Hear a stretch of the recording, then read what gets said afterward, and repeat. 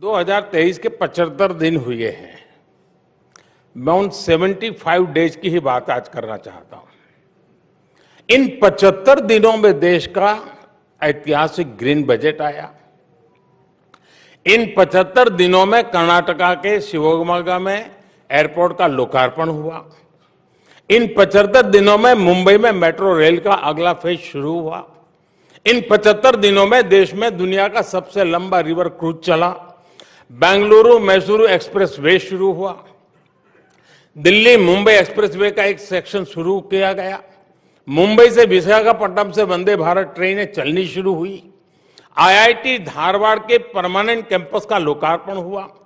भारत ने अंडमान और निकोबार द्वीप समूह के 21 द्वीपों को परम वीर चक्र विजेताओं के नाम किया।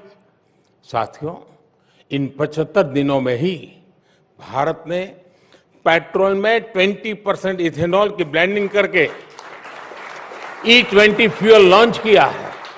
इन 75 दिनों में ही तुमकुरू में एशिया की सबसे बड़ी आधुनिक हेलीकॉप्टर फैक्ट्री का लोकार्पण हुआ है।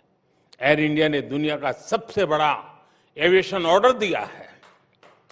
इन 75 दिनों में ही भारत ने ई संजीवनी के माध्यम से 10 करोड़ टेली कंसल्टेशन का मुकाम हासिल किया है। इन 75 दिनों में ही भारत ने 8 करोड़ नए टैप वाटर कनेक्शन देने का मुकाम हासिल किया है। इन 75 दिनों में ही यूपी उत्तराखंड में रेल नेटवर्क के 100% इलेक्ट्रिफिकेशन का काम पूरा हुआ है।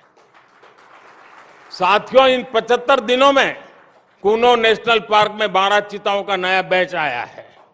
भारतीय महिला टीम ने अंडर 19 क्रिकेट में T20 वर्ल्ड कप जीता है। इन 75 दिनों में देश को 2 ऑस्कर जीतने की खुशी मिली है। साथियों, इन 75 दिनों में हजारों विदेशी डिप्लोमेट्स और विभिन्न संस्थाओं के प्रतिनिधि G20 की बैठकों में हिस्सा लेने के लिए भारत आए। इन 75 दिनों में G20 की 28 अहम बैठकें हुई हैं, यानी हर तीसरे दिन एक बैठक।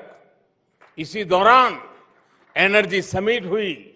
आज ही ग्लोबल मिलेट्स कॉन्फ्रेंस हुई है। हमने देखा बेंगलुरु में हुए एयर इंडिया में हिस्सा लेने के लिए 100 से ज्यादा देश भारत आए। इन 75 दिनों में ही सिंगापुर के साथ यूपीआई लिंकेज की शुरुआत हुई। इन 75 दिनों में ही तुर्की की मदद के लिए भारत ने ऑपरेशन दोस्त चलाया। अब से कुछ घंटे पहले ही भारत बांग्लादेश गैस पाइपलाइन का लोकार्पण हुआ। ये 75 दिनों की ही इतनी लंबी लिस्ट है कि समय कम पड़ जाएगा।